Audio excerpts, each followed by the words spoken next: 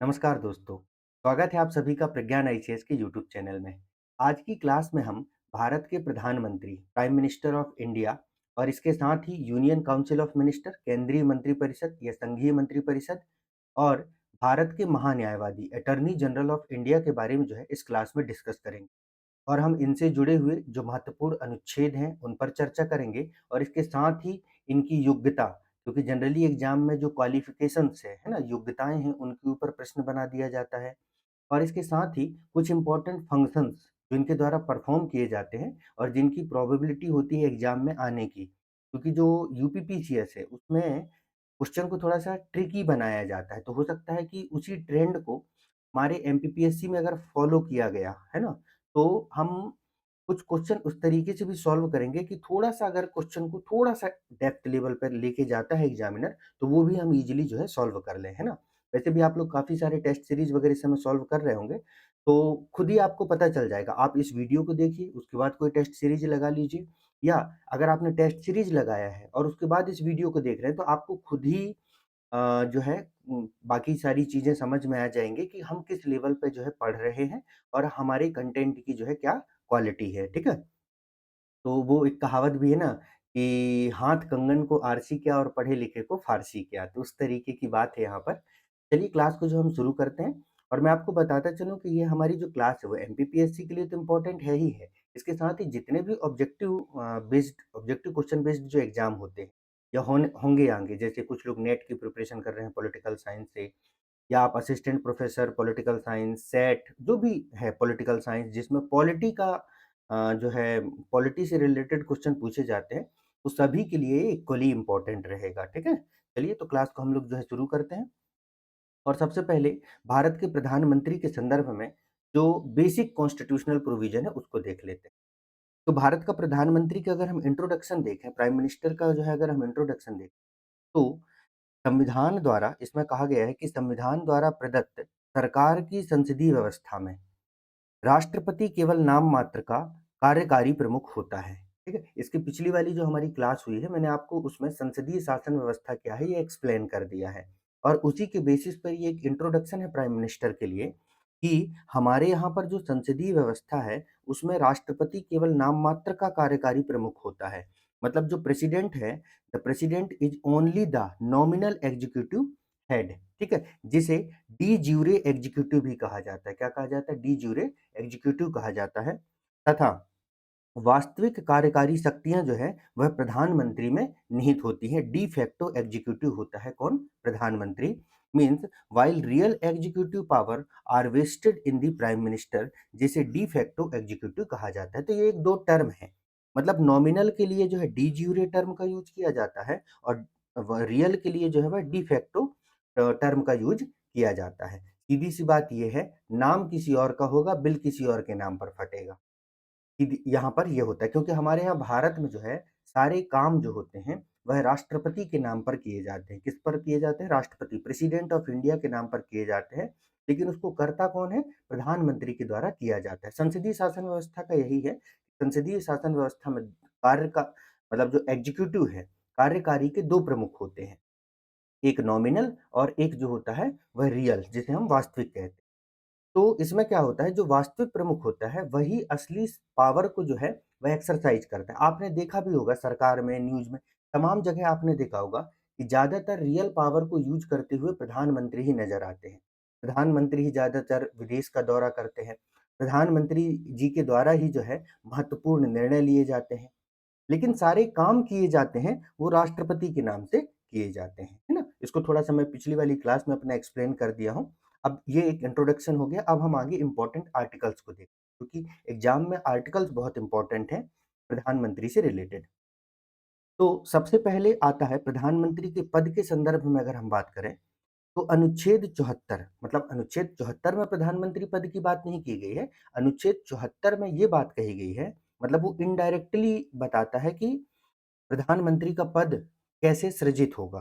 तो उसके संदर्भ में आर्टिकल 74 ये कहता है कि राष्ट्रपति को उनके कार्यों के संपादन एवं परामर्श देने के लिए एक मंत्रिपरिषद होगी जिसका प्रधान प्रधानमंत्री होगा। क्या कहा गया है आर्टिकल 74 में?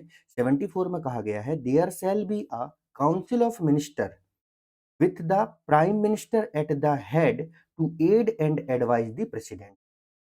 क्योंकि सारे काम जो हैं, जितने भी एग्जीक्यूटिव फंक्शन हैं, वह राष्ट्रपति के नाम से किए जाने हैं। किसके नाम से किए जाने हैं? राष्ट्रपति के नाम से किए जाने हैं।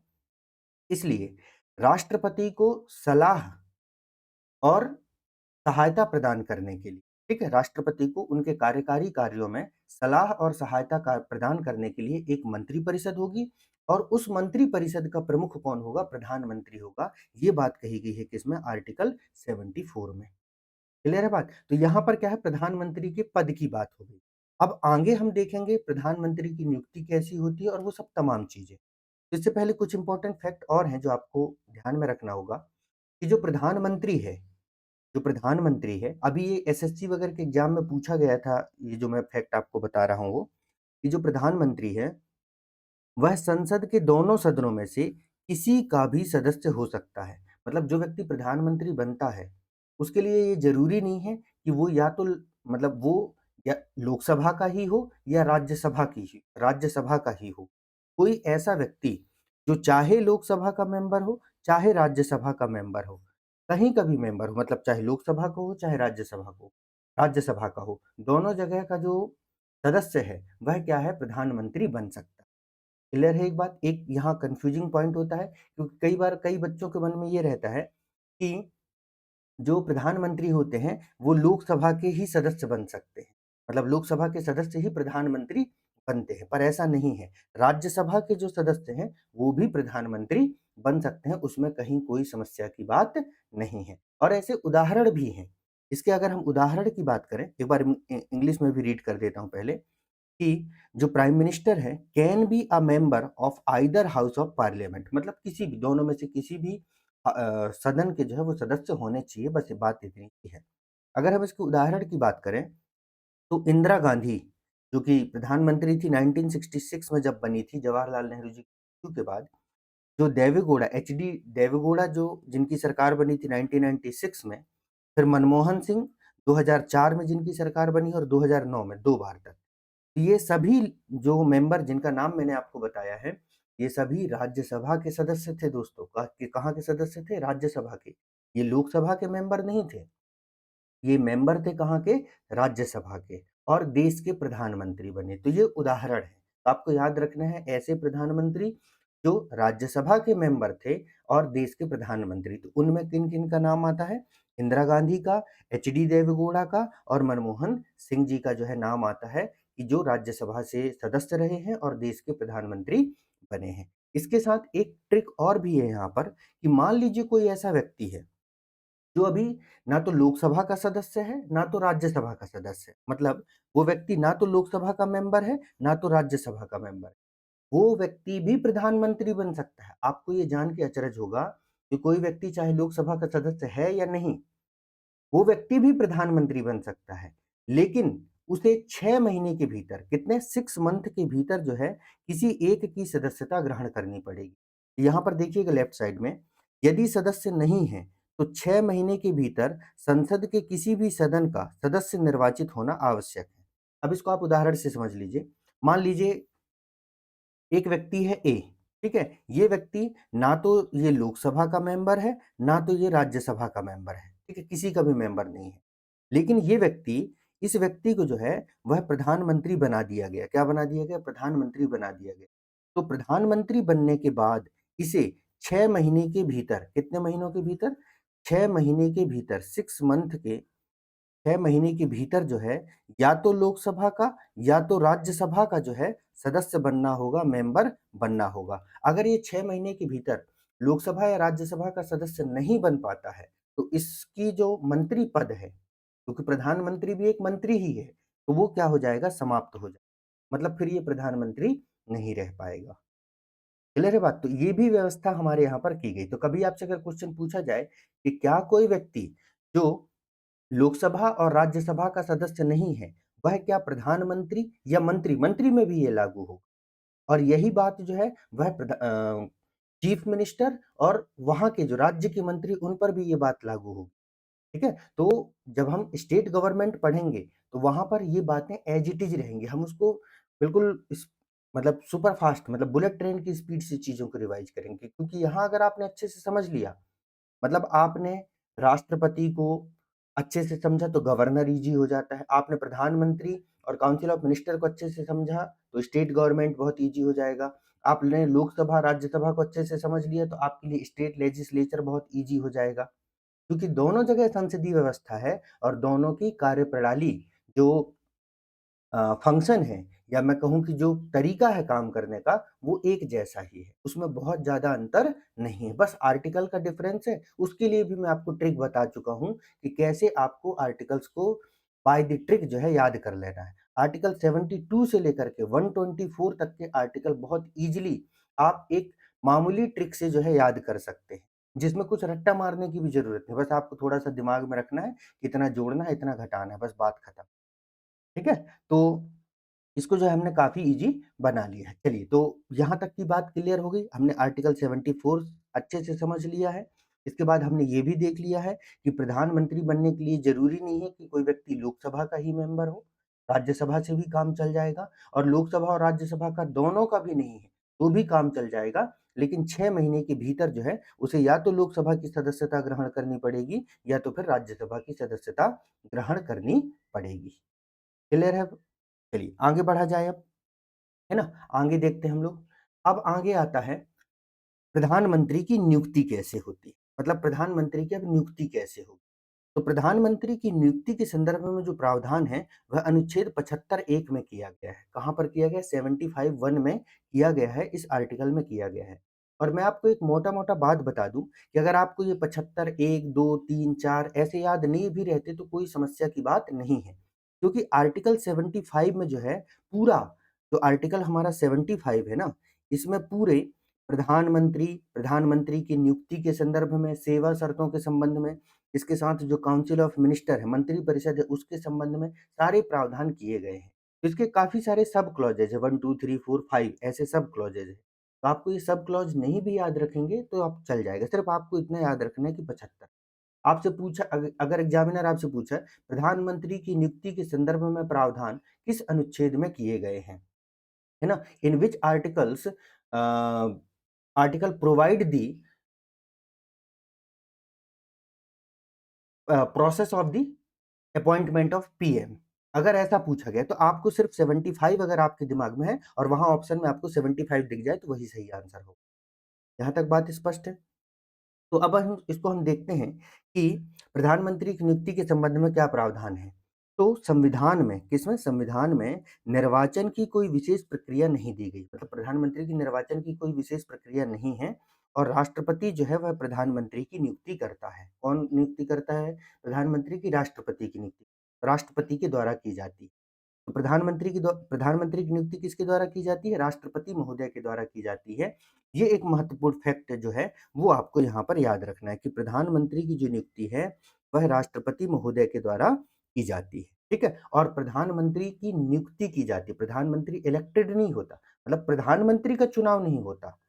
आप इसको इस तरीके से समझ लीजिए कि हम लोग जो हैं वह सांसदों को चुनते हैं। किनको चुनते हैं? सांसदों को। एमपीज़ को हम चुनते हैं, और इन्हीं एमपी में से कोई व्यक्ति जो है वह प्रधानमंत्री बन जाएगा, या कोई अन्य जो है वह मिनिस्टर बन जाएगा। क्या बन जाएगा? अन्य जो है मंत्री बन जाएगा। ठीक है? हम प्रधानमंत्री का चुनाव नहीं करते, हम मुख्यमंत्री का चुनाव नहीं करते। हम चुनाव करते हैं सांसदों का और विधायकों का, और यही सांसद और विधायक जो है वह प्रधानमंत्री या मुख्यमंत्री के तौर पर इनको नियुक्त कर दिया जाए। बात यहाँ तक स्पष्ट है? जैसे यहाँ पर प्रधानमंत्री की नियुक्ति राष्ट्रपति महोदय कर रहे हैं, वैसे ही राज्य में मुख्यमंत्री की नियुक्ति राज्यपाल महोदय के द्वारा किया जाता है। ये एक महत्वपूर्ण फैक्ट है। अब प्रधानमंत्री की नियुक्ति राष्ट्रपति करते कैसे हैं? अब आप सपोज कीजिए लोकसभा का चुनाव हुआ। तो लोकसभा का जो चुनाव परिणाम आया चुनाव के बाद, तो इसमें क्या हो सकते हैं? 2 ऑप्शंस हो सकते हैं। पहला ऑप्शन तो ये है कि एक पार्टी है ए, इसे या तो जो है स्पष्ट बहुमत मिल जाए, क्या बहुमत मिल जाए? स्पष्ट बहुमत मिल जाए, क्लियर मेजॉरिटी मिल जाए। या तो ऐसा हो कि उसे स्पष्ट बहुमत ना मिले, मतलब जितनी सीटें चाहिए सरकार गठन के लिए उतनी सीटें ना मिल सके। जैसे लोकसभा में, कहाँ पर? लोकसभा में सरकार बनाने के लिए 273 सीटें चाहिए। कितनी सीटें चाहिए? 273।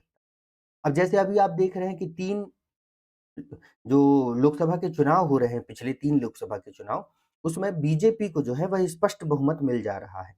लेकिन इससे पहले कई बार ऐसा हुआ है, जनता दल की सरकार को, कांग्रेस की सरकार को स्पष्ट बहुमत नहीं मिला है, मतलब 273 से कम सीटें मिली हैं। सपोज कीजिए कि बीजेपी को केवल 200 सीटें मिली होती। कितनी मिली होती? 200 सीटें मिली होती। तब जो राष्ट्रपति जिस मार्ग को ऑप्ट करते, जिस पाथ को ऑप्ट करते, वो पार्ट बी होता। लेकिन जब स्पष्ट बहुमत मिलेगा तो जिस पाथ को ऑप्ट करेंगे वो कौन सा होगा? पार्ट ए होगा। तो पहले हम पार्ट ए को देख लेते हैं कि मान लीजिए पार्टी को स्पष्ट बहुमत मिला हुआ, कहीं कोई दिक्कत नहीं। जैसे मोदी जी को मिला है, पहले जो पहली बार जो लोकसभा की 14वीं जो लोकसभा हुई थी ना, 2014 में जो चुनाव हुआ था, उसमें स्पष्ट बहुमत मिला। ऐसे कंडीशन में जो बहुमत प्राप्त दल का नेता होता है ना? उसे राष्ट्रपति प्रधानमंत्री के रूप में नियुक्त करता है। मतलब जो जैसे बीजेपी को स्पष्ट बहुमत मिला, तो बहुमत प्राप्त दल के नेता कौन थे? प्रधानमंत्री नरेंद्र मोदी जी, उन्हीं के नाम पर चुनाव लड़ा गया था।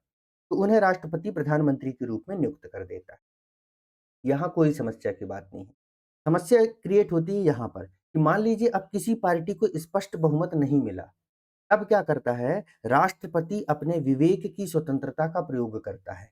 किसका उपयोग करता है? प्रेसिडेंट जो है अपनी डिस्क्रिशनरी पावर को यूज करता है। किसको यूज करता है? डिस्क्रिशनरी पावर को।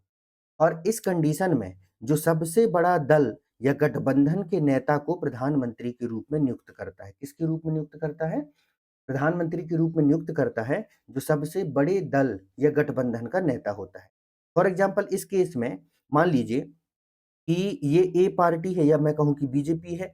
बीजेपी को मिली 200 सीटें, कांग्रेस को मिली सपोज कीजिए कि 100 सीटें, और अदर जो पार्टियां थी, अन्य पार्टियां थी, उनको मान लीजिए 200, और यहाँ पर ये हो गया 400, है ना, 300। तो ऐसे करके मिला जुला के, वैसे तो ये ज्यादा हो जाएगा फिर ऐसे में, फिर भी हम एक मोटा मोटा बीजेपी को फिर अगर 250 कर लेते, चलो 250 नहीं, 250 में गड़बड़ हो जाएगा, क्योंकि बहुत सारी पार्टियां होती हैं। तो इस पार्टी में मिला के, चलो मैं थोड़ी देर के लिए कह देता हूँ, इसको मिले 150। ठीक है? अभी भी क्या है, लोकसभा की स्ट्रेंथ ज़्यादा है ना, 550, तो मैथमेटिकल कैलकुलेशन नहीं बैठ रहा है, पर थोड़ी देर समझने के लिए आप समझ लो। तो बीजेपी को जो है वह क्या हुए, सर्वाधिक सीटें मिली हैं, लेकिन इतनी सीटें नहीं मिली हैं कि वो सरकार बना ले। सीटें तो मिली हैं, लेकिन 273 का आंकड़ा पूरा नहीं हुआ है। ऐसे केस में क्या होगा? प्रधानमंत्री, सबसे बड़ा दल कौन सा है? बीजेपी। तो इसको या तो बुला लेगा, या तो ऐसा हो कि कांग्रेस जो है इनके साथ गठबंधन कर ले, जैसे महागठबंधन किया गया था, और महागठबंधन को ज्यादा सीटें मिल जाए एज कंपेयर टू बीजेपी। तो राष्ट्रपति फिर क्या करेगा? बड़े गठबंधन को बुला के कहेगा कि भैया तुम अपने अपने प्रधानमंत्री का नाम बताओ, मैं उसको प्रधानमंत्री अपॉइंट कर दूंगा। क्लियर है बात? और राष्ट्रपति जब ऐसा करेगा, तो राष्ट्रपति फिर उस दल को ये कहेगा कि तुम 1 महीने के भीतर, कितने, 1 महीने के अंदर विश्वास मत प्राप्त कर लेना। क्या करना? विश्वास मत जो है प्राप्त कर लेना। आप जो है वह must prove confidence vote in 1 month. इसी को आप लोग, कई बार आप लोगों ने सुना होगा कि फ्लोर टेस्ट की मांग की गई। किसकी मांग की गई है? फ्लोर टेस्ट की। मतलब सदन में विश्वास मत प्रस्तुत करना।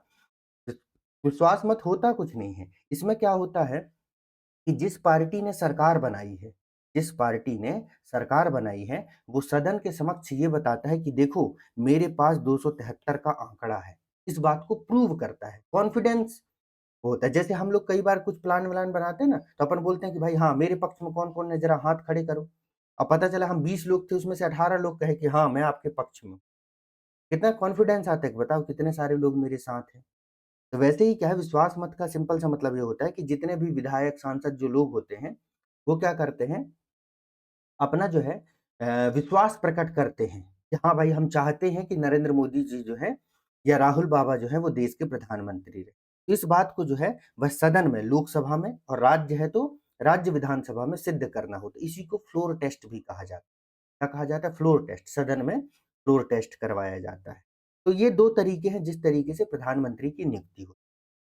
आपको एक जो है एक फैक्ट बताता चलता हूँ मैं यहाँ पर, कि ये है कि 1979 में, कब? 1979 में पहली बार जो राष्ट्रपति नीलम संजीवा रेड्डी थी, थे, है ना? जो राष्ट्रपति नीलम संजीव रेड्डी थे, उन्होंने चौधरी चरण सिंह को नियुक्त किया था अपने विवेक स्वतंत्र का प्रयोग करके। मतलब अपने डिस्क्रिशनरी पावर का उपयोग करके जो है, वह जो प्रेसिडेंट नीलम संजीव रेड्डी थे, उन्होंने क्या किया था, चौधरी चरण सिंह को जो है वह नियुक्त किए थे। ठीक है? तो ये एक महत्वपूर्ण फैक्ट है जो आपको याद रखना है। तो इस तरीके से प्रधानमंत्री की नियुक्ति इस स्लाइड में हमने देखा कि प्रधानमंत्री की नियुक्ति कौन करता है, राष्ट्रपति के द्वारा की जाती है। ठीक है? संविधान में कोई विशेष प्रक्रिया नहीं है। जो बहुमत प्राप्त दल का नेता होता है, उसे एज़ ए प्राइम मिनिस्टर जो है, वह अपॉइंट किया जाता है प्रेसिडेंट के द्वारा। क्लियर है बात? बस इसको ध्यान रखना है कि अपॉइंट किया जाता है, क्योंकि एसएससी में ये प्रश्न पूछा गया। शायद 1 डेढ़ साल पहले की बात है। बहुत सारे छात्र जो है सॉल्व करके आए। उसमें से कम नहीं तो 150 छात्र रहे होंगे। उस समय जो है एक बैच था एसएससी का, उसको भी मैं पढ़ा रहा था, तो उनको पूरा जीके ही पढ़ा रहा था। तो छात्र आए और मुझे बोले कि सर इसका आंसर तो सही होना चाहिए काफ़ी। तो मैंने उनका सबका आंसर देखा और मैंने उनसे पूछा, क्योंकि क्लास में हम लोग सॉल्व करवाते हैं पेपर आफ्टर एग्ज़ाम। तो मैंने उनसे पूछा कि भाई बताओ यार, क्या मतलब आप लोगों ने क्या आंसर लगाया है? उसमें से इतने सारे लोग में थे, उसमें से कम नहीं तो उस दिन 70-80 लोग थे, उसमें से 50-60 लोग ने ये कहा कि हमने तो कह दिया कि प्रधानमंत्री जो है इलेक्ट होता है, निर्वाचित होता है। मैंने अपना सर पकड़ लिया, मैंने कहा तुम लोगों को पढ़ाया था मैं। इसीलिए कहता हूँ केवल रटने पे विश्वास मत रहा करो, टीचर थोड़ी बहुत जो बातें बताता है, उसको भी सुन लिया करो। वो अपना वो ज़बरदस्ती आपका समय नहीं लेना चाहता, है ना? वो जो बता रहा है उसके पीछे का कुछ उद्देश्य होता है। मैंने कहा प्रधानमंत्री नियुक्त होता है भाई, इलेक्ट नहीं होता। इलेक्ट तो सांसद होते हैं। जैसे प्रधानमंत्री नरेंद्र मोदी जी जो हैं, वो बनारस से सांसद हैं। वैसे 2 जगह से उन्होंने चुनाव लड़ा था, लेकिन बनारस उनका संसदीय क्षेत्र है। वो वहाँ से सांसद हैं। तो हमने सांसद के तौर पर उन्हें वोट दिया है, प्रधानमंत्री के तौर पर नहीं। मध्य प्रदेश में देख ली हुआ ना कि मध्य प्रदेश में किसी बहुत कम लोगों को ये जानकारी थी कि मोहन यादव जो है क्या बनेंगे, चीफ मिनिस्टर बनेंगे। बहुत लोगों को बनने के बाद पता चला कि अच्छा शिवराज मामा नहीं है। अब कौन चीफ मिनिस्टर बन चुके हैं? मोहन यादव जी चीफ मिनिस्टर बन चुके हैं। अगर हम लोग मुख्यमंत्री या प्रधानमंत्री का चुनाव करते, तो अगर मुख्यमंत्री के केस में लूँ, तो हम तो शिवराज सिंह चौहान को ही चुनते, फिर मोहन यादव कैसे बन गए? वैसे चुनाव तो शिवराज मामा के नाम पे ही लड़ा गया था, लेकिन जनता के साथ यहाँ थोड़ा-सा झालम-झोल हो गया। ऐसे ही राजस्थान में भी हुआ। चलिए आगे बढ़ते हैं, ठीक है? चलिए आगे इसमें देखते हैं। अब आता है क्या? प्रधानमंत्री के पदावधि से संबंधित, है ना? पदावधि, वेतन भत्ते हमारे लिए महत्वपूर्ण नहीं है, पदावधि बस को हम देख लेते हैं। तो प्रधानमंत्री के टर्म से रिलेटेड जो प्रोविज़न है, वह आर्टिकल 75(2) में किया गया है और इसमें कहा गया है कि जो प्रधानमंत्री होते हैं, वह राष्ट्रपति के प्रसाद पर्यंत अपना पद धारण करते हैं, ठीक है? Hold office during the pleasure of the president, मतलब राष्ट्रपति जब तक चाहते हैं, तब तक वो अपना पद धारण करते हैं। प्लेज़र पर डिपेंड करता है कि राष्ट्रपति कब तक इस बात को चाहते हैं। अब इसका मतलब ये नहीं कि राष्ट्रपति का कल मूड खराब हुआ और प्रधानमंत्री को बोले कि चलो जी, हम आपको हटा रहे हैं, तो ये भी नहीं है। प्लेज़र ऑफ द प्रेसिडेंट का मतलब ये होता है कि उस व्यक्ति को जो प्रधानमंत्री बना हुआ है, क्या उसका सदन में बहुमत है या नहीं? सदन में मतलब लोकसभा में, जो लोअर हाउस है, उसमें बहुमत है या नहीं? अगर सदन में उसका बहुमत है, लोकसभा में, लोअर हाउस में अगर उसका बहुमत है, मेजॉरिटी है, तो वो प्रधानमंत्री बना रहेगा। लेकिन अगर उसने लोअर हाउस में अपनी मेजॉरिटी खो दी, मतलब यही 273 का जो आंकड़ा है, उसको उसने गँवा दिया। जैसे अभी मान लीजिए बीजेपी की इस बार लोकसभा चुनाव में 240 सीटें आई थी। तो इसको जो है वह 33-34 सीटों की जो है समर्थन की, दूसरे जो एनडीए गठबंधन है उसके समर्थन की ज़रूरत पड़ी।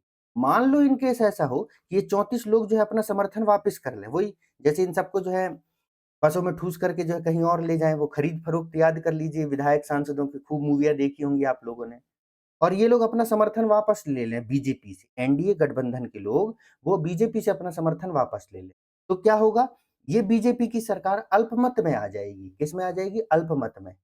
तो भी प्रेसिडेंट कहेगा कि फ्लोर टेस्ट करो, सदन में अपना बहुमत सिद्ध करो। कर लिए तो ठीक, नहीं किए तो मैं आपको हटा दूँगा। इसको कहा जाता है कि राष्ट्रपति के प्रसाद पर्यंत अपना पद धारण करेंगे। यहाँ तक की बात सभी को स्पष्ट हो गई होगी। फिर व्यावहारिक तौर पर अगर आप देखें तो 5 वर्ष का कार्यकाल होता है, जितना लोकसभा का कार्यकाल होता है अगर सब कुछ अच्छे से गया तो। ठीक है? जैसे नरेंद्र मोदी जी के अभी तक 2 कार्यकाल जो है पूरे 5-5 साल के थे, कहीं कोई समस्या नहीं हुई है। मतलब 5 वर्ष या जब तक लोकसभा में बहुमत हासिल है, 5 ईयर और as long as they enjoy majority support in the Lok Sabha. बस आपको इतना याद रखना है, ये लोअर हाउस होता है हमेशा, क्योंकि जब हम चीफ मिनिस्टर के बारे में पढ़ेंगे तो वहां पर राज्य विधानसभा हो जाएगा लोकसभा की जगह। हमेशा लोअर हाउस, क्योंकि लोअर हाउस को जन सदन कहा जाता है, पीपल हाउस कहा जाता है। ठीक है। इसके बाद में मान लीजिए अगर ऐसा हो जाए कि मंत्री परिषद के खिलाफ या प्रधानमंत्री के खिलाफ लोअर हाउस में अविश्वास प्रस्ताव पास हो जाए, नो कॉन्फिडेंस मोशन अगर पास हो जाए, तब के कंडीशन में उन्हें त्यागपत्र देना पड़ता है। किसको त्यागपत्र देना पड़ता है? प्रधानमंत्री को त्यागपत्र देना पड़ता है। और अगर प्रधानमंत्री महोदय ने त्यागपत्र दिया तो आप समझो पूरी मंत्रिपरिषद भी साथ में जाएगी, क्योंकि प्रधानमंत्री की जो सरकार होती है उसको कहा जाती है, मंत्रिपरिषदीय जो सरकार होती है उसको कहा जाता है कि ये एक साथ तैरते हैं और एक साथ डूबते हैं। या प्रधानमंत्री को जो है ना, वह तारों के बीच चंद्रमा कहा जाता है। क्या कहा जाता है? तारों के बीच में चंद्रमा, या नौका का मल्लाह कहा जाता है। एक व्यक्ति हैं रैमसे मेयोर, उन्होंने ये कहा है कि जो प्रधानमंत्री हैं वह जो मंत्रिपरिषद, जो ये एक नाव है, अब नाव को कैसा बनाऊं, ऐसा बना देता हूं, ठीक है। ये एक सपोज कीजिए एक नाव है, तो इस नाव में जो बहुत सारे जो मंत्री बैठे हुए ना, रक्षा मंत्री और गृह मंत्री और तमाम मंत्री, उनमें से जो ये प्रधानमंत्री है ये इसका केवट है, मल्लाह है। जब तक ये नाव चलाता रहेगा चलती रहेगी, अगर इसने पतवार डाल दिया तो समझ लो ये पूरी नाव डूब जाएगी। ये बात कही जाती है प्रधानमंत्री के संदर्भ में। क्लियर है बात? तो ये प्रधानमंत्री के संबंध में जो है पदावधि के संदर्भ में हमने बातें देख ली हैं। सैलरी वेतन भत्ते हमारे लिए महत्वपूर्ण है नहीं, मेंस के लिए है वो हम, और इतना तो आप सभी को पता ही है कि भाई उसको फ्री में मकान मिल जाएगा रहने के लिए, है ना, सब तमाम चीजें है। आगे बढ़ते हैं, अब प्रधानमंत्री से संबंधित जो महत्वपूर्ण अनुच्छेदों पर चर्चा कर लेते हैं। वैसे तो हमने अपनी पिछली क्लास में भी जो इंपॉर्टेंट आर्टिकल्स है उस पर जो है हमने डिस्कशन कर लिया है, लेकिन एक बार फिर फटाफट इसको रिवाइज कर लेते हैं। आर्टिकल 74 अभी हमने देख लिया है। 75 में जो है आपको मालूम है कि मंत्रियों से संबंधित अन्य प्रावधान किए गए हैं, इंक्लूडिंग प्राइम मिनिस्टर। ठीक है, तो अभी हम 75 को एक बार और पढ़ेंगे जब हम काउंसिल ऑफ मिनिस्टर पढ़ेंगे तब। ठीक है, तो मंत्रियों से संबंधित अन्य प्रावधान आर्टिकल 75 में, 75 का जो 1 है उसमें प्रधानमंत्री की नियुक्ति राष्ट्रपति करेगा, ये प्रावधान किया गया है। फिर एक आर्टिकल है आर्टिकल 77। तो आर्टिकल 77 प्रावधान करता है भारत सरकार द्वारा कार्यवाहियों का संचालन। किसका प्रावधान करता है? Conduct of business of government of India. मतलब भारत सरकार के द्वारा अपनी कार्यवाहियों का संचालन किस प्रकार किया जाएगा, ये प्रोविजन आर्टिकल 77 में किया गया है। फिर आता है एक article, article 78, very important article है 78। आर्टिकल 78 कहता है कि प्रधानमंत्री का राष्ट्रपति को सूचनाएं प्रदान करने संबंधी कर्तव्य। ठीक है, इसमें जो है duties of prime minister to furnish information to president. क्योंकि देखिए मैंने आपको पहले भी ये चीज बताया है कि ये जो प्रधानमंत्री होता है यह है काउंसिल ऑफ मिनिस्टर, और थोड़े उल्टा बन गया, मतलब प्राइम मिनिस्टर को, सॉरी उस तरीके से कर लेते हैं। ये जो पीएम होता है यह है काउंसिल ऑफ मिनिस्टर, मतलब जो मंत्रिपरिषद है, यूनियन काउंसिल ऑफ मिनिस्टर कहता हूं मैं, यूनियन काउंसिल ऑफ मिनिस्टर और राष्ट्रपति के बीच में कड़ी का काम करता है।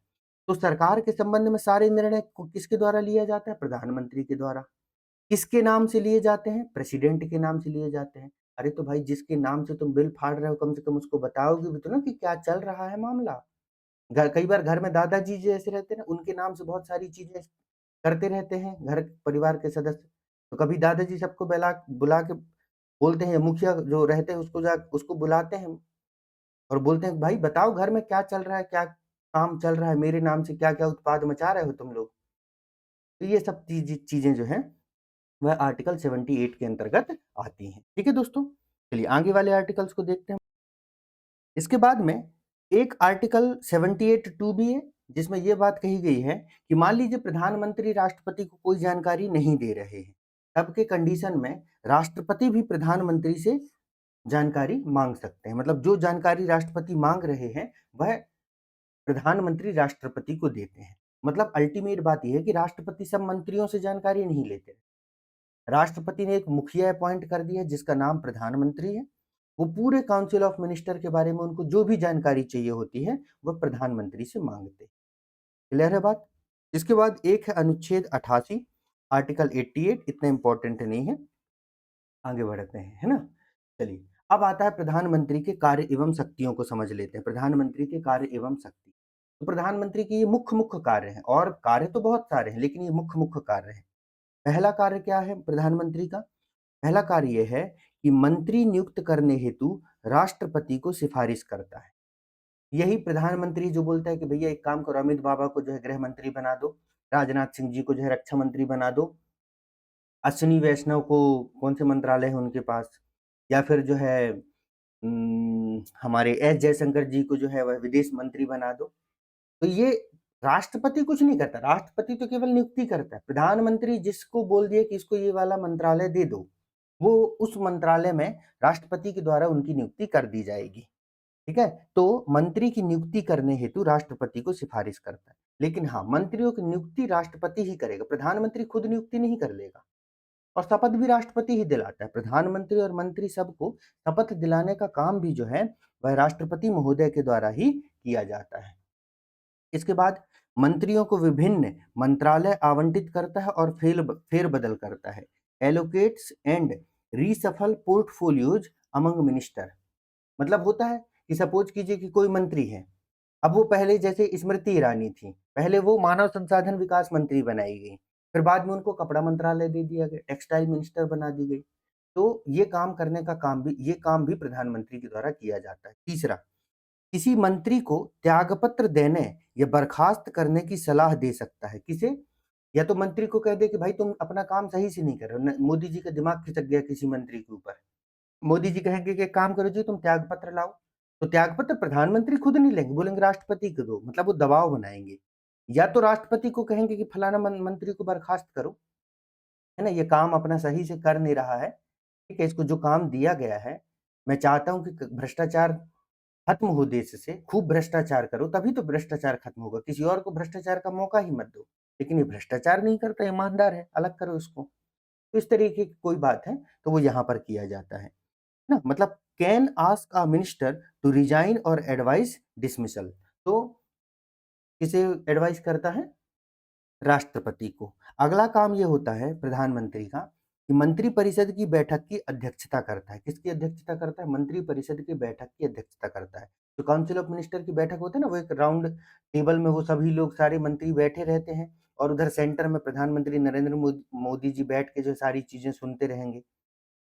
तो वो जो बैठक की अध्यक्षता है वो प्रधानमंत्री के द्वारा की जाती है। लेकिन कभी ऐसा हो कि मोदी जी पता चले विदेश चले गए, है ना, तब और मंत्रिपरिषद की बैठक हो रही है, तो सीनियर मोस्ट मंत्री के द्वारा फिर उस बैठक की अध्यक्षता की जाती है। जैसे राजनाथ सिंह जी कर लेंगे, अमित बाबा कर लेंगे, है ना। तो इस तरीके से यहाँ पर किया जाता है। इसके साथ ही जो प्रधानमंत्री होता है उसके पास एक बहुत भयंकर पावर होती है, वो ये होती है कि अगर प्रधानमंत्री पद से त्यागपत्र दे दे तो पूरी मंत्रिमंडल बर्खास्त हो जाती है। वही मैंने बताया ना, एक साथ तैरेंगे एक साथ डूबेंगे। मल्लाह है, अगर नाव को खेना बंद कर दिया, मतलब वो क्या कहते हैं उसको, नाव चलाना बंद कर दिया, तो सब लोग डूब जाएंगे। तो वैसे ही है कि अगर पद से त्यागपत्र दे करके मंत्रिमंडल को बर्खास्त कर सकता है, can bring about the collapse of the entire council by the resignation.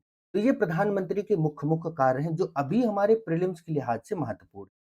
इसके अलावा प्रधानमंत्री के बहुत सारे कार्य हैं दोस्तों, वो हम मेंस में पढ़ेंगे। ठीक है, अभी हमने प्रधानमंत्री से रिलेटेड महत्वपूर्ण आर्टिकल देख लिया, फिर प्रधानमंत्री के कुछ महत्वपूर्ण जो काम है जो एग्जाम में पूछे जा सकते हैं वो हमने समझ लिया, और फिर एक दो चीजें और हैं उसको हम और समझ लेते हैं, और भारत के प्रधानमंत्रियों की एक सूची देख लेते हैं।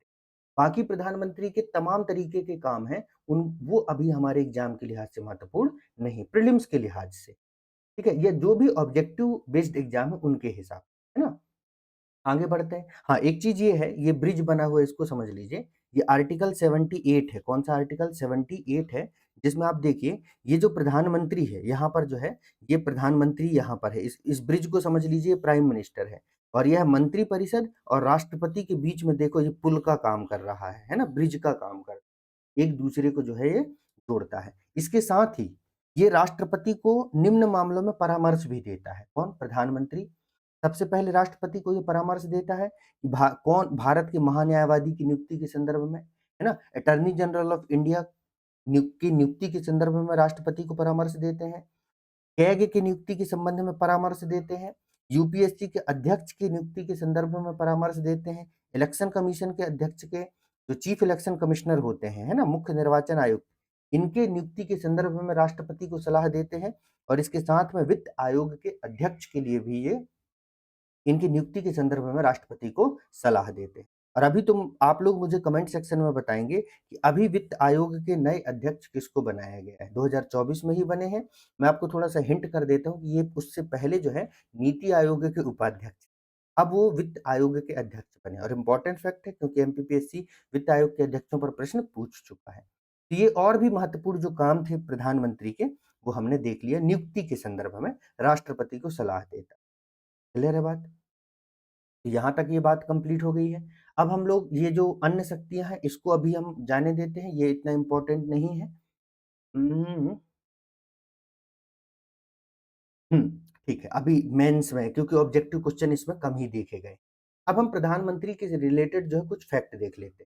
तो प्रधानमंत्री के ये सारे जितने प्रधानमंत्री अभी तक भारत के हुए हैं उनके नाम हमको मोटे मोटे तौर पर याद रहना चाहिए, है ना, क्योंकि एग्जाम में कई बार पूछ लिया जाता है निम्न में से कौन भारत के प्रधानमंत्री नहीं रहे हैं।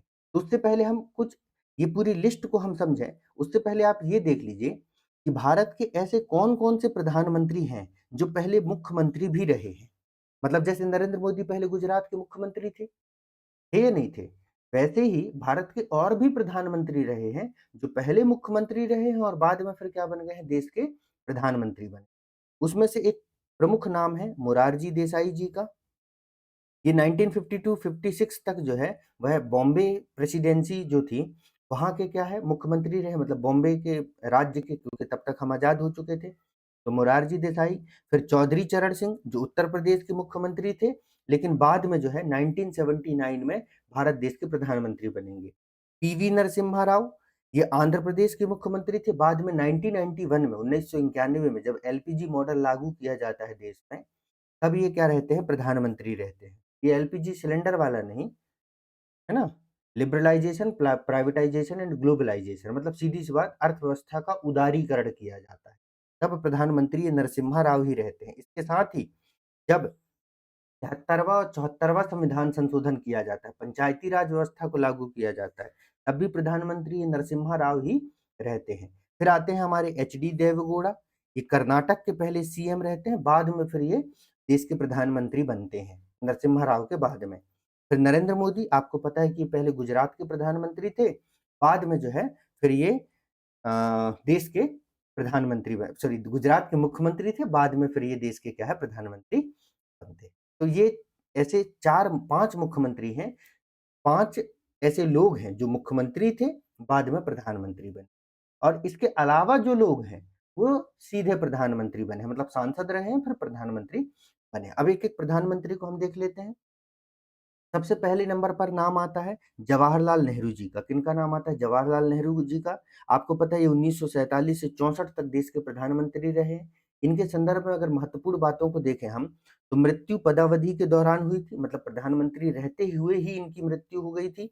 ये सबसे लंबे समय तक प्रधानमंत्री रहने का रिकॉर्ड इनके नाम पर है। अभी मोदी जी ने इसको नहीं तोड़ा है ना। और इनके खिलाफ सर्वप्रथम अविश्वास प्रस्ताव लाया गया था लेकिन वो पारित नहीं हो सका, क्योंकि अविश्वास प्रस्ताव तो तभी पारित हो सकता है जब इस प्रस्ताव को संसद के 50%, मतलब लोअर हाउस के 50% प्लस बहुमत प्राप्त हो, और जिसकी सरकार है उसके पास 50% ज्यादा बहुमत होती तो अविश्वास प्रस्ताव पारित नहीं हो पाता है। खैर, दूसरे नंबर पर जो प्रधानमंत्री बनते हैं वो गुलजारी लाल नंदा होते हैं, लेकिन वो कार्यवाहक प्रधानमंत्री बनते हैं नेहरू जी की मृत्यु के बाद। फिर तुरंत ही क्या किया जाता है, लाल बहादुर शास्त्री जी को प्रधानमंत्री बना दिया जाता है। उनका कार्यकाल 64 से 66 तक होता है। फिर विदेश में जानते हैं आप कि विदेश में आधिकारिक यात्रा के दौरान ताशकंद में इनकी मृत्यु हो जाती है, ताशकंद समझौता, वहां पर इनकी मृत्यु हो जाती है। फिर उसके बाद फिर क्या किया जाता है, ये गुलजारी लाल नंदा जी को जो है अगेन क्या किया जाता है, दूसरी बार कार्यवाहक प्रधानमंत्री बनाया जाता है। तो अगर आपसे पूछा जाए कि भारत में एक ऐसे प्रधानमंत्री का नाम बताइए, एक ऐसे व्यक्ति का नाम बताइए जो 2 बार तक कार्यवाहक प्रधानमंत्री, एक्टिंग प्राइम मिनिस्टर रहा है, तो वो कौन व्यक्ति है? गुलजारी लाल नंदा रहे। ठीक है? फिर अगला नाम आता है इंदिरा गांधी का, तो इनका कार्यकाल 66 से 77 तक लगातार रहा है और ये देश की प्रथम व एकमात्र महिला प्रधानमंत्री है। इस बात को ध्यान में रखिएगा। इंदिरा गांधी भारत देश की जो है प्रथम और एकमात्र जो है महिला प्रधानमंत्री रही हैं। उसके बाद अभी तक भारत में कोई महिला प्रधानमंत्री नहीं बनी है। ठीक है? उसके बाद में अगर हम देखें तो फिर इंदिरा गांधी के बाद जो है 77 में जनता पार्टी की सरकार बनी और मोरारजी देसाई को प्रधानमंत्री बनाया गया। इनको मोरारजी देसाई को 77 से 79 तक ये प्राइम मिनिस्टर रहे हैं। उसके बाद जो है संजय गांधी की कूटनीति की वजह से इनकी सरकार गिर जाती है ना? तो उस वजह से मतलब जब इनको दिखने लगता है कि सरकार जाने वाली है, क्योंकि ये चौधरी चरण सिंह जो है ये अपना समर्थन वापस ले लेते हैं, तो इस वजह से ये अपना त्यागपत्र दे देते हैं। तो ये त्यागपत्र देने वाले प्रथम प्रधानमंत्री, ठीक है? अ, एक्चुअली माफ़ी चाहूँगा, मतलब ये लोकसभा के उससे त्यागपत्र नहीं देते, ये त्यागपत्र देने वाले प्रथम व्यक्ति हैं, जिन्होंने नेहरू जी के मंत्रिमंडल से त्यागपत्र दिया था 1950 में, ठीक है? लेकिन सबसे वरिष्ठ जो है प्रधानमंत्री हैं, मतलब जब इनकी उम्र 80-81 साल की हो गई थी, तब ये प्रधानमंत्री बने थे। मतलब देश में अभी तक जो सबसे वरिष्ठ प्रधानमंत्री की अगर बात किया जाए तो वो मोरारजी देसाई थे। मतलब सबसे अधिक उम्र में ये प्रधानमंत्री बने थे, ठीक है? वैसे तो इनका सपना जो है इंदिरा गांधी के बाद ही प्रधानमंत्री बनने का था। मतलब जब लाल बहादुर, पहले तो ये नेहरू जी के बाद प्रधानमंत्री के दावेदार थे, लेकिन कुछ ऐसी दिक्कत हो गई तो ये प्रधानमंत्री नहीं बन पाए। लाल बहादुर शास्त्री जी का नाम आ गया तो ये उनका विरोध नहीं कर सकते और इन्होंने अपने जो कदम है वो पीछे खींच लिए। फिर ऐसा होता है कि लाल बहादुर शास्त्री जी की मृत्यु होती है, तब ये आगे आते हैं कि अब मुझे प्रधानमंत्री बनना है। तब तक इंदिरा गांधी, जो के कामराज उस समय, जिनको ओल्ड गार्ड ऑफ कांग्रेस कहा जाता था, के कामराज, तो वो नहीं चाहते थे कि मुरारजी देसाई क्या बने, प्रधानमंत्री बने, क्योंकि मुरारजी देसाई थोड़े से राइटिस्ट थे। तो उस वजह से जो है वो इंदिरा गांधी को जो है प्रधानमंत्री बना देते हैं। कौन? के कामराज, जो कांग्रेस के अध्यक्ष थे। फिर वही इंदिरा गांधी लगातार जो है चलती रहती, फिर मोरारजी देसाई कांग्रेस को छोड़ करके जो है, जो जनता पार्टी गठित की जाती है श्यामा प्रसाद मुखर्जी जी के द्वारा, उनकी सरकार को ये, उनकी पार्टी को ये ज्वाइन करके जो है प्रधानमंत्री बनते हैं। फिर आता है अगला नंबर जो है चौधरी चरण सिंह का। किनका? चौधरी चरण सिंह का। ये 1979 से जो है 80 तक प्रधानमंत्री रहे, 1 साल तक ही। और ये एक ऐसे प्रधानमंत्री जो प्रधानमंत्री तो बने लेकिन कभी ये लोकसभा तक नहीं पहुंच पाए। मतलब लोकसभा तक पहुंचने के पहले अपना अ, बहुमत वगैरह सिद्ध करते उसके पहले ही इनकी सरकार गिर चुकी। यहाँ पर देखिए लिखा हुआ है, एक एकमात्र प्रधानमंत्री जो संसद के अधिवेशन में शामिल नहीं हुए। मतलब संसद का अधिवेशन होता उसके पहले ही इनकी सरकार गिर गई। ठीक है? तो चौधरी चरण सिंह इनका नाम आता है। उसके बाद में अगर हम आगे देखें तो अब आते हैं, फिर से इंदिरा गांधी की सरकार बनती है। इंदिरा गांधी की सरकार बनती है 1980 से 84 तक के लिए, क्योंकि 84 में इनकी हत्या कर दी जाती है। फिर इनकी हत्या के बाद राजीव गांधी जो है देश के प्रधानमंत्री बनते हैं 84 से माफी चाहूंगा, 84 से जो है 89 तक ये प्रधानमंत्री रहते हैं और ये सबसे कम उम्र के प्रधानमंत्री होते हैं, सबसे कम उम्र के। सबसे अधिक उम्र के कौन? मोरारजी देसाई। जब ये प्रधानमंत्री बने, कौन? राजीव गांधी, तो उस समय इनकी उम्र मात्र जो है 40 वर्ष, कितने? 40 वर्ष के जब ये थे तो ये प्रधानमंत्री बने और फिर उसके बाद 44 या 45 ईयर की एज में इनकी डेथ हो जाती है तमिलनाडु में ब्लास्ट की वजह से, है ना? फिर जब राजीव गांधी जी की मृत्यु हो जाती है तो 1989 में विश्वनाथ प्रताप सिंह जो है वो क्या बनते हैं? प्रधानमंत्री बनते हैं, वीपी सिंह जिन्हें कहा जाता है। तो वीपी सिंह की जब सरकार बनी तो वही, ये भी जनता पार्टी सेकुलर से शायद थे, मतलब उस पार्टी से ये बिलोंग करते थे। लेकिन फिर वही होता है कि इनके अगेंस्ट जो है अविश्वास प्रस्ताव आ जाता है, मतलब नो कॉन्फिडेंस मोशन लाया जाता है लोकसभा में, जिसकी वजह से इन्हें अपना पद क्या है, छोड़ना पड़ता है, मतलब सरकार अल्पमत में आ जाती है। फिर वीपी सिंह के बाद में जो है चंद्रशेखर प्रधानमंत्री बनते हैं 1990 से 91 तक। अब अगर जो एमपीपीएससी का पीवाईक्यू लगा रहा होगा उसको ये पता चल गया होगा, शायद एमपीपीएससी या एमपी सेट का, इतने सारे क्वेश्चंस देखता रहता हूँ, मतलब मैं कभी एमपी सेट का, तो थोड़ा कभी दिमाग कंफ्यूज हो जाता है कि अरे सेट का था या एमपीपीएससी का था या असिस्टेंट प्रोफेसर का था या किस एग्जाम का था। लेकिन हाँ, ये क्वेश्चन 100% इस बात पर मैं श्योर हूँ कि ये एमपी पीएससी मतलब जो मध्य प्रदेश लोक सेवा आयोग है उसने पूछा था, और आयोग ने ये जितने प्रधानमंत्री दिख रहे हैं ना, ये चार इनका क्रोनोलॉजी, इनको ऑर्डर में अरेंज करने के रिलेटेड जो है क्वेश्चन एग्जाम में पूछा गया था। ठीक है, तो आपको याद रखना है। फिर चंद्रशेखर बने 1990 से 91।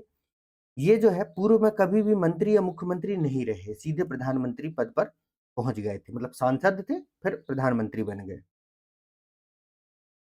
तो यहाँ पर क्या हुआ, फिर चंद्रशेखर के बाद जो है वह पीवी नरसिम्हा राव आएंगे। कौन आएंगे? 12वें नंबर पर प्रधानमंत्री बनेंगे पीवी नरसिम्हा राव। ये पूरे 5 साल तक इनका कार्यकाल रहेगा, 1991 से 96 तक।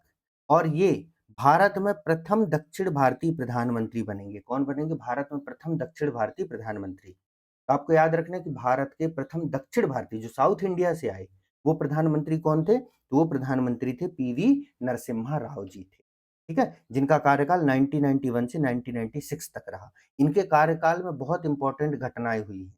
जैसे मैंने आपको एक बताया कि इनके कार्यकाल में ही एलपीजी मॉडल को लागू किया गया था, अर्थव्यवस्था का उदारीकरण किया गया था, जो पंचायती राज हम पढ़ते हैं 73वां और 74वां संविधान संशोधन पंचायती राज व्यवस्था के संदर्भ में, वो भी इन्हीं के कार्यकाल में जो है पारित किया गया था। और इन्हीं के कार्यकाल में वो मनमोहन सिंह जी जो थे वो वित्त मंत्री थे।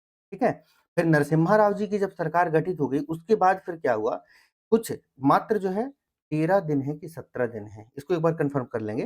फिर अटल बिहारी वाजपेयी जी की सरकार बनी 1996 में, है ना, सबसे कम अवधि के लिए। थोड़ा सा डेट यहाँ कंफ्यूजन लग रहा है मुझे, 13 या 17 दिन ऐसा कुछ है, शायद तक 13 दिन है। तो अटल बिहारी वाजपेयी की सरकार बनी और ये सरकार जो है गिर गई, क्योंकि जो समर्थन इनको मिला था, इनका तृणमूल कांग्रेस जो ममता बनर्जी जो है ना, उनके समर्थन से जो है सरकार बनी थी। हाँ, तृणमूल कांग्रेस के समर्थन से ही बनी थी शायद तक। तो उन्होंने अपना समर्थन वापस ले लिया। तो उससे पहले ही अटल बिहारी वाजपेयी जी ने इस्तीफा दे दिया, कि उनको पता था कि भाई सरकार चलेगी नहीं, तो इस्तीफा दे दिया और सरकार गिर गई।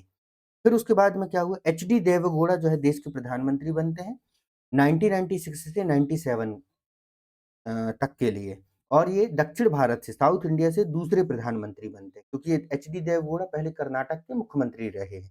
और पिछले साल इन्हीं के बेटे का या नाती का जो है, बेटा या नाती कोई थे, उन्हीं का केस वायरल हुआ था, कि वो एक था ना कि ये वुमेन्स के साथ जो है मोलेस्टेशन का केस जो था, मतलब छेड़खानी का, और कुछ वीडियो वीडियो से रिलेटेड जो है एक केस काफी जो है चर्चा में रहा है, 1-2 साल पहले की बात है शायद तक। तो वो एचडी देवेगौड़ा के ही नाती रहे थे या बेटे थे, एग्जैक्टली याद नहीं है मुझे। तो काफी फेमस था उस समय केस। खैर, फिर नेक्स्ट जो है एचडी देवेगौड़ा के बाद में जो है वह इंद्र कुमार गुजराल प्रधानमंत्री बनते हैं 1997 से 1998 तक ये रहते हैं। ये इससे पहले जो है ना रूस में, कहाँ पर, पूर्व जो सोवियत संघ था वहां पर भारत के राजदूत थे, भारत के क्या थे, एम्बेसडर थे, फॉर्मर एम्बेसडर थे यूएसएसआर में। तो इंद्र कुमार गुजराल जो है वह देश के प्रधानमंत्री बनते हैं। और इंद्र कुमार गुजराल के द्वारा ही एक विदेश नीति के संदर्भ में, फॉरेन पॉलिसी से रिलेटेड जो है वह गुजराल सिद्धांत दिया जाता है, जिसे गुजराल डॉक्ट्रिन कहते हैं। क्या दिया जाता है? गुजराल सिद्धांत। भारत की विदेश नीति के संदर्भ में जो गुजराल सिद्धांत दिया जाता है। इसी तरीके से भारत की विदेश नीति के संदर्भ में जवाहरलाल नेहरू जी के द्वारा जो है वह पंचशील सिद्धांत दिया गया है। क्या दिया गया है? पंचशील का सिद्धांत, इसको पंचशील ही कहते हैं इंग्लिश में ही। पंचशील डॉक्ट्रिन जो है वह जवाहरलाल नेहरू जी के द्वारा ही दिया गया था। वैसे ही जो अब आगे मैं आपको बताऊंगा कि जो ये मनमोहन सिंह की सरकार बनेगी, इन्होंने ही जो क्या है लुक ईस्ट पॉलिसी चलाई थी। क्या पॉलिसी? Look east. आपने खूब इसके बारे में सुना होगा ना, लुक ईस्ट पॉलिसी, पूर्व की तरफ देखो नीति। जो आसियान देश हैं, अभी आप लोग यूनिट 6 में पढ़ भी रहे होंगे, करंट में पढ़ते होंगे, लुक ईस्ट। इसी में नरेंद्र मोदी जी फिर एक्ट ईस्ट पॉलिसी चलाएंगे। इस तरीके की कुछ पॉलिसीज हैं जो यूनिट 6 में इंपॉर्टेंट होती हैं, एक बार उनको देख लेना। ठीक है, चलिए।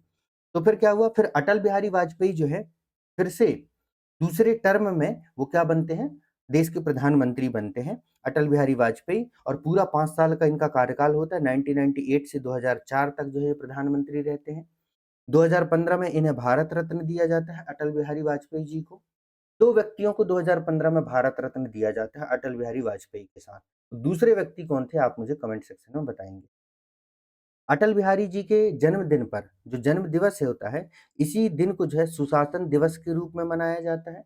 गुड गवर्नेंस डे, है ना? Celebrated as good governance day के रूप में सेलिब्रेट किया जाता है। अब ये भी कमेंट सेक्शन बताओ कौन-सा दिन है? क्लियर है? फिर अगले प्रधानमंत्री हैं मनमोहन सिंह, 2004 से 2015 तक। ये भारत में उदारीकरण के जनक माने जाते हैं, liberalisation, father of economic liberalisation in India. फिर आते हैं नरेंद्र बाबा, तो अब आपको तो पता ही 2014 से अपने पद पर काबिज हैं, अभी तक इनकी गद्दी को कोई नहीं हिला पाया है। राहुल बाबा काफी प्रयास कर रहे हैं, हो सकता है भविष्य में सफल हो जाए, है ना? क्योंकि भारतीय राजनीति में कुछ भी हो सकता है, ठीक है? तो वैसे अभी थोड़ा-सा क्या है, हमारे यहाँ चरमपंथी ज़्यादा जो एक्सट्रीमिस्ट नेशनलिज़्म है वो थोड़ा-सा ज़्यादा इफ़ेक्टिव है, इसलिए अभी नरेंद्र मोदी जी की कुर्सी को कोई खतरा नहीं है। हाँ, धीरे-धीरे जब थोड़े मॉडरेट लेवल पे जो है भारतीय पॉलिटिक्स जो है टिल्ट करेगा, मतलब मॉडरेट को क्या कहते हैं, मतलब थोड़ा-सा बीच वाले जिसको कहते हैं ना, मॉडरेट जो होते हैं, तो थोड़ा-सा फिर इनकी कुर्सी को खतरा आएगा, अदरवाइज़ तो अभी चल रहा है जब तक है तो। तो ख़ैर नरेंद्र मोदी अभी वर्तमान में भी हैं, तीसरे कार्यकाल तक इनका जो है कार्यकाल चल रहा है। एक इम्पोर्टेंट बात आप ये याद रखना कि नरेंद्र मोदी जी के बारे में 2019 में कि एक कार्यकाल पूरा करके लगातार दूसरे कार्यकाल के लिए निर्वाचित ये प्रथम गैर कांग्रेसी प्रधानमंत्री हैं, ठीक है? क्योंकि ऐसा हुआ है नेहरू जी के साथ, ऐसा हुआ है इंदिरा गांधी जी के साथ, बाकी फिर अगला नंबर आया है वो नरेंद्र मोदी जी ही हैं, जो एक कार्यकाल पूरा किए और उसके बाद फिर से प्रधानमंत्री बन गए और ये ऐसा करने वाले प्रथम गैर कांग्रेसी मतलब जो कांग्रेस से बिलॉन्ग नहीं करते। यहाँ तक की बात स्पष्ट हो गई, तो ये हो गए भारत के सारे प्रधानमंत्री। अब कुछ फैक्ट्स हैं, है ना? जिनको मैं चाचा चौधरी फैक्ट का नाम देता हूँ क्योंकि चाचा चौधरी मेरे एक फ़ेवरेट सीरियल हुआ करता था डीडी वन में जो आता था, एक चाचा चौधरी और एक विक्रम बेताल। क्योंकि उसमें वो दिमाग को थोड़ा-सा उस समय के हिसाब से वो काफ़ी मतलब इंटेलेक्चुअल एक जो धारावाहिक हम कहते थे ना, ये सीरियल हुआ करते थे। उनको देखने में काफ़ी कभी मिस नहीं करता था बचपन में उनको मैं, है ना? तो वैसे ही चा तो वो मुझे हमेशा जो चाचा चौधरी की जो है याद जो है, वो चीज़ें बनी रहती मतलब उनके मतलब दिमाग में आइडिया आते थे तो बल्ब जलने लगता था, है ना? वही वो ₹10 वाला जो अब बल्ब धीरे-धीरे जो गायब हो गए हैं, सूर्य बल्ब आते थे ना ₹10 वाले हैलोजन बल्ब। खैर, तो इसमें क्या याद रखना है आपको यहाँ पर ये याद रखना है कि मतदान के पूर्व मतलब चौधरी चरण सिंह और अटल बिहारी वाजपेयी के खिलाफ जो है वह अविश्वास प्रस्ताव लाया गया था संसद में और इसके पहले ही इन्होंने त्यागपत्र दे दिया था। ठीक है? इसके बाद में ऐसे भी प्रधानमंत्री हुए हैं कौन? जैसे विश्वनाथ प्रताप सिंह, वीपी सिंह और एचडी देवेगौड़ा। इन्होंने इस्तीफा तो नहीं दिया, इनको लगा कि हम विश्वास मत प्राप्त कर लेंगे, लेकिन विश्वास मत प्राप्त नहीं कर पाए, इसलिए इनकी सरकार जो है गिर गई है। ठीक है? कार्यवाहक राष्ट्रपति, एक्टिंग प्राइम राष्ट्रपति कह रहा हूँ, प्रधानमंत्री, एक्टिंग प्राइम मिनिस्टर से रिलेटेड जो फैक्ट है वो मैंने आपको पहले ही एक्सप्लेन कर दिया है। इसके बाद ऐसे प्राइम मिनिस्टर जिनकी मृत्यु पदावधि के दौरान मृत्यु हुई है, डाइड इन द ऑफिस, उसमें से 3 प्रधानमंत्री हैं, वो है जवाहरलाल नेहरू, लाल बहादुर शास्त्री और इंदिरा गांधी। ठीक है? तो राजीव गांधी की मृत्यु हुई थी, लेकिन राजीव गांधी की जब मृत्यु हुई थी, तब वो लोकसभा के चुनाव प्रचार में थे। क्लियर है? पद पर रहते हुए इन 3 लोगों की मृत्यु हुई है। राजीव गांधी को भी कंसीडर आप कर सकते हैं, उसमें कोई कहीं समस्या की बात नहीं है, ना आप लोग याद रखिएगा, ठीक है? चलिए, अब आता है कुछ विशिष्ट सूचियाँ अगर आप देखेंगे तो एक बार से अधिक बार जो प्रधानमंत्री रहे हैं, जवाहरलाल नेहरू 3 बार, इंदिरा गांधी 3 बार, अटल बिहारी वाजपेयी 3 बार बने हैं, नरेंद्र मोदी 3 बार और डॉक्टर मनमोहन सिंह 2 बार तक जो है प्रधानमंत्री रहे हैं। अब ऐसे भारत के प्रधानमंत्री जिनको जो है भारत रत्न भी मिल चुका है, उसमें से सबसे पहला नाम आता है जवाहरलाल नेहरू जी का, लाल बहादुर शास्त्री जी का, इंदिरा गांधी का, राजीव गांधी का, अटल बिहारी वाजपेयी जी को मिला था 2015 में, चौधरी चरण सिंह को मिला है 2024 में, अभी 2024 में जब पद्मश्री मिला था ना, और पीवी नरसिम्हा राव जी को भी 2024 में जो है वह सॉरी भारत रत्न दिया गया है। और अगला नाम जो है 2030-20 में, क्योंकि अभी 2029 तक तो नरेंद्र मोदी जी डटे हुए हैं, तो 2030-31 में नरेंद्र मोदी जी का भी नाम आपको यहाँ पर देखने को मिल जाएगा भारत रत्न सम ठीक है? अब जवाहरलाल नेहरू जी के केस में देख लीजिए खुद ही डाले थे, है ना? क्योंकि तब तक ये खुद ही प्रधानमंत्री थे। लाल बहादुर शास्त्री, इंदिरा गांधी के केस में भी ऐसे ही है कि इंदिरा गांधी के रहते हुए ही इनको जो है वह भारत रत्न दे दिया गया था। खैर, अब बाकी चीज़ों को जो है आप छोड़िए, अब हम लोग सीधे पहुँचते हैं कहाँ पर, एक उप प्रधानमंत्री के संदर्भ में। तो बस आपको उप प्रधानमंत्री के संदर्भ में इतना याद रख लेना है कि भारतीय संविधान में उप प्रधानमंत्री का कोई प्रावधान नहीं है। There is no provision for a deputy prime minister in the Indian constitution. बस वही बात है। ऐसे ही उप मुख्यमंत्री का भी कोई प्रावधान नहीं है भारत के संविधान में। डेप्यूटी सीएम का भी कोई प्रोविजन नहीं है, बस लोगों को खुश करने के लिए कि वाह तुम भी उप प्रधानमंत्री हो, उप मुख्यमंत्री हो, खुश हो लो, जरा मुस्कुरा लो, तो उप प्रधानमंत्री या उप मुख्यमंत्री बना दिया जाता है और कोई इंपॉर्टेंट बात इसमें नहीं है। बस इतना है कि उप प्रधानमंत्री या उप मुख्यमंत्री को कैबिनेट मंत्री का दर्जा दिया जाए। कैबिनेट मंत्री का दर्जा मतलब गाड़ी वाड़ी दे देंगे, काठ बंगला दे देंगे और सब तमाम चीजें। ठीक है, चलिए, तो ये हो गया क्या, इससे रिलेटेड सारे इंपॉर्टेंट जो पॉइंट है वो हम लोग डिस्कशन कर लिए। अब आता है काउंसिल ऑफ मिनिस्टर। क्या है काउंसिल ऑफ मिनिस्टर के संबंध में जो प्रावधान है उस पर हम लोग जो है चर्चा कर लेते हैं। 1 मिनट रुकिएगा। अब ये संघीय मंत्री परिषद है, ये थोड़ा से मती लिखा गया है, इसको सही कर देता हूँ। ये मंत्री परिषद, ठीक है, संघीय मंत्री परिषद के संदर्भ, इसके बारे में प्रावधान देख लेते हैं हम लोग। तो भारत के संविधान में सरकार की संसदीय व्यवस्था ब्रिटिश मॉडल पर आधारित है। कहाँ पर आधारित है? ब्रिटिश मॉडल पर आधारित। ये मैं इसकी पिछली वाली क्लास में और अभी इस क्लास में भी बता चुका हूँ। ठीक है, तो इसलिए हमारे यहाँ पर जो हमारी राजनीतिक और प्रशासनिक व्यवस्था का मुख्य कार्यकारी अधिकारी जो है वह मंत्री परिषद होता है। क्या होता है? मंत्री परिषद जो है होती है, जिसका नेतृत्व प्रधानमंत्री करते हैं। और ये प्रोविजन आर्टिकल 74 में किया गया है, जो हम इसके पिछले जो है क्लास में, मतलब अभी थोड़ी देर पहले ही इस पर हम लोग चर्चा कर चुके हैं। अब हमको देखना है आर्टिकल नंबर जो है वह 74 पे तो हम लोगों ने चर्चा कर लिया है, जिसमें हमने इस बात को देख लिया है 74 में कि राष्ट्रपति को सहायता एवं परामर्श देने के लिए एक मंत्री परिषद का गठन किया जाएगा। ये बात कही गई है आर्टिकल 74 में। अब मंत्री परिषद के संदर्भ में ये बाकी आर्टिकल दिख रहे हैं, ये आपके लिए अभी इंपॉर्टेंट नहीं है, वो मेंस में इंपॉर्टेंट होते हैं। ठीक है, यहाँ पर देख लेते हैं आर्टिकल 75 जो 1 है। तो आर्टिकल 75 1 में ये सारे आर्टिकल हमारे लिए इंपॉर्टेंट है, लेकिन 75 के तौर पर आपको अनुच्छेद 75 के नाम से सबको याद रखना है। तो मंत्रियों के बारे में उपबंध है आर्टिकल 75। क्या उपबंध है? पहली बात तो यहाँ पर ये कही गई है कि जो प्रधानमंत्री है, प्रधानमंत्री की नियुक्ति राष्ट्रपति करेगा। स्पष्ट है ये बात, तो अब आपके भेजे में ये बात फिट हो चुकी है। और अन्य मंत्रियों की नियुक्ति में राष्ट्रपति प्रधानमंत्री की सलाह पर करेगा। मतलब अन्य मंत्रियों की नियुक्ति राष्ट्रपति के द्वारा राष्ट्रपति प्रधानमंत्री की सलाह पर करेगा। ठीक है, the prime minister shall be appointed by the president and the other ministers shall be appointed by the president on the advice of the prime minister.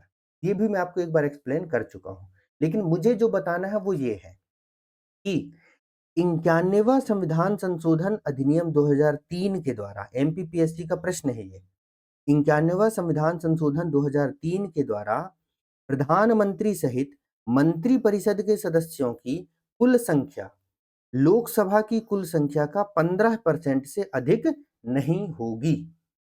91वें संविधान संशोधन में ये बात कही गई है 2003 में कि जो मंत्रियों की संख्या है वह लोकसभा के कुल संख्या के 15% से अधिक नहीं होगी। और अगर हम राज्यों में बात करें तो राज्य में मंत्रियों की कुल संख्या वह जो लोअर हाउस है या विधानसभा है उसके कुल संख्या का 15% से अधिक नहीं होगी। जैसे इसको आप कैलकुलेट ऐसे कर सकते हैं कि भैया लोकसभा की टोटल स्ट्रेंथ कितनी है? 550। तो 550 का 15% निकालिए जरा। 15 एकम 15 45। ठीक है, मतलब 550 का 15% कितना होगा? तो यहाँ पर हो गया ये 100 है ना। तो 1 मिनट, यहाँ पर जो कैलकुलेशन होगा ना, लोकसभा की कुल संख्या का 15% से अधिक नहीं होंगे। 15 पर कुल संख्या का 15% से जो है अधिक नहीं होगा। ठीक है, तो इसका 10% कितना हुआ? इसको मैं इस तरीके से कैलकुलेट नहीं करता हूँ, मैं सीधे सिंपल तरीके से कैलकुलेट कर लेता हूँ कि 550 का 10% कितना हो गया भैया? 55 हो गया। और 55 का आधा फिर कर लो तो वही हो जाएगा 27। हाँ, 27 समथिंग। तो अगर हम बात करें तो लोकसभा में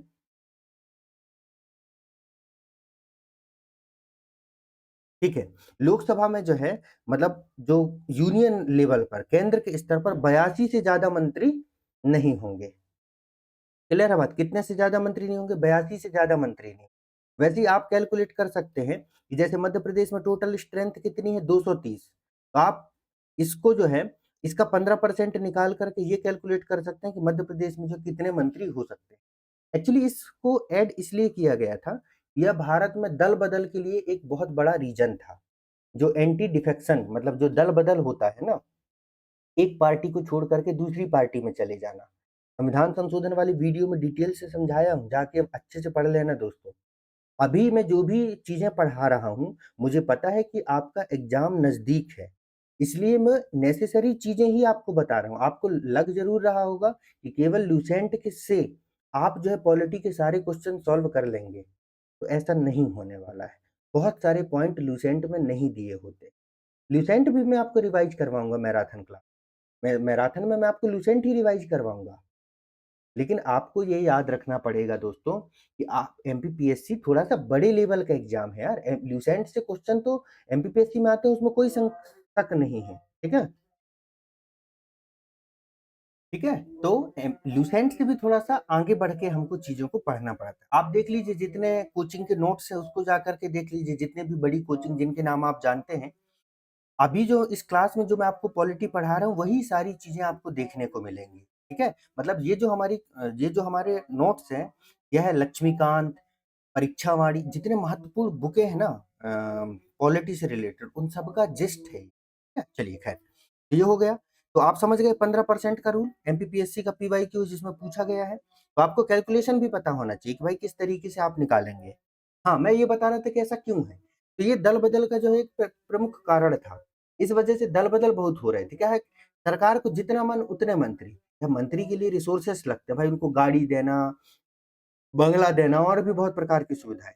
अब पता चल रहा है कि जबरदस्ती का मंत्री पद बांट रहे हैं। किसी को खेल मंत्री, किसी को उछल मंत्री, किसी को कूद मंत्री, किसी को आव मंत्री, किसी को जाव मंत्री। भाई तुम हमारी पार्टी में आ जाओ, हमें अपना जो है समर्थन दे दो, हम तुम्हें ये मंत्री बना देंगे, हम तुम्हें वो मंत्री बना देंगे। ये सब तमाम चीजें थी। इसलिए फिर क्या किया गया, इस बात को लिमिट किया गया 2003 में। भैया ये जो खैरात में मंत्री पद बट रहे हैं ना, इसको कंट्रोल कीजिए, क्योंकि इससे सरकार जो है अनस्टेबल हो जाती है। ठीक है, तो ये हो गया। फिर आता है 75 एक का खा, मतलब जो है 71 का बी वाला जो प्रोविजन है, उसमें क्या कहा गया है, यदि संसद के यदि संसद के किसी सदन का सदस्य किसी राजनीतिक दल का सदस्य है और दल बदल के आधार पर संसद की सदस्यता से अयोग्य घोषित कर दिया गया, तो वह मंत्री पद के लिए भी अयोग्य घोषित हो जाएगा। मतलब सीधी सी बात सिर्फ सिंपल सी इतनी है, इंग्लिश में आप लोग इसको रीड कर लीजिएगा। सिंपल सी बात इतनी है कि ये ए व्यक्ति है, मान लीजिए बीजेपी का मेंबर है। किसका मेंबर है? बीजेपी का मेंबर है, बीजेपी से सांसद है, और ये जाकर के जो है कांग्रेस ज्वाइन कर ले। क्या कर ले? कांग्रेस ज्वाइन कर ले, तो इसके ऊपर एंटी डिफेक्शन लग जाएगा। तो ये जब कांग्रेस को ज्वाइन करेगा और ये खुद एक सांसद है, तो इसकी जो सांसदी है ना, मतलब जो इसकी ये जो एमपी है, मेंबर ऑफ पार्लियामेंट, ये भी क्या हो जाएगा? समाप्त हो जाएगा। इस बात को भी आपको यहाँ पर याद रखना है। ठीक है, फिर आता है क्या, अनुच्छेद 75(2). अनुच्छेद 75(2) में ये बात कही गई है कि जो मंत्री होते हैं वह राष्ट्रपति के प्रसाद पर्यंत पद धारण करते हैं। The minister shall hold office during the pleasure of the president, जैसे प्रधानमंत्री करते हैं। क्लियर है बात यहाँ तक सभी को? आगे बढ़ते हैं इसमें हम और देखते हैं क्या है इनके बारे में और क्या उपबंध किए गए हैं। हाँ, फिर आता है 75(3).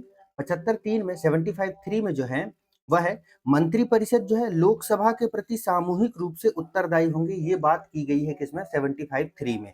ये भी एमपीपीएससी पीवाईक्यू में पूछा गया है कि किस आर्टिकल में ये बात है कि जो मंत्रिपरिषद है ना, जो काउंसिल ऑफ मिनिस्टर है, वह लोकसभा के प्रति सामूहिक रूप से उत्तरदायी होंगे, collectively responsible to the Lok Sabha.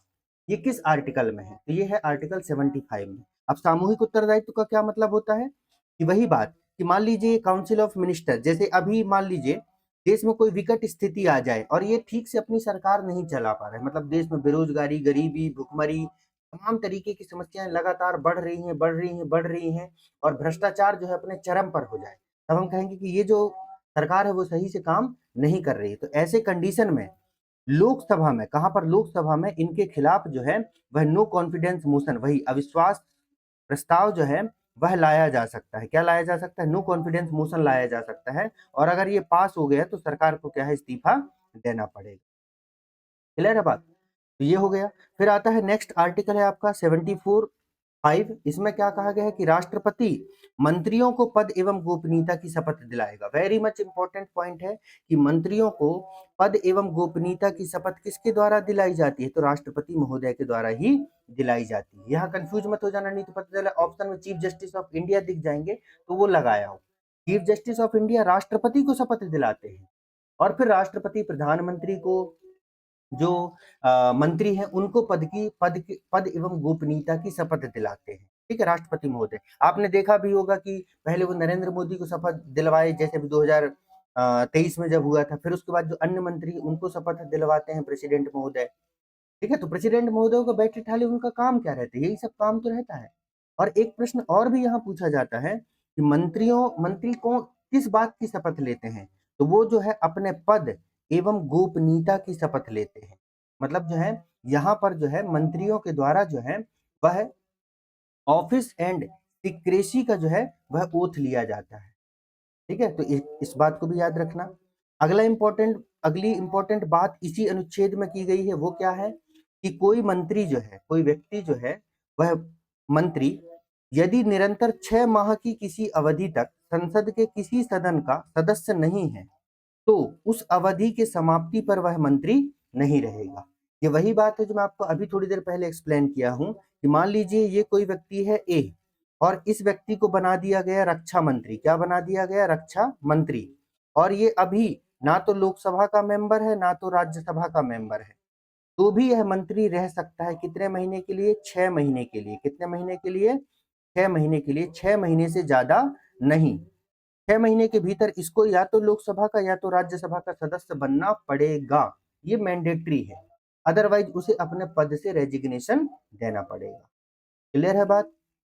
और 75(6) में मंत्रियों के वेतन एवं भत्ते संसद द्वारा निर्धारित किए जाएंगे, ये बात की गई है। तो अब आपको मोटा मोटा जो है क्या याद रखना है, आप इस बात को समझ लीजिए। आपको ये याद रखना है कि जो आर्टिकल 74 है वह प्रधानमंत्री पद की व्यवस्था करता है और काउंसिल ऑफ मिनिस्टर की व्यवस्था करता है, आर्टिकल 74। जबकि आर्टिकल जो 75 है वह प्रधानमंत्री और मंत्रियों के नियुक्ति, अपॉइंटमेंट, पद की सेवा शर्तें, टर्म ऑफ ऑफिस और कंडीशन ऑफ द ऑफिस, और फिर उनके जो है सैलरी अलाउंसेस, ठीक है, इन सब से रिलेटेड है कौन? आर्टिकल 75।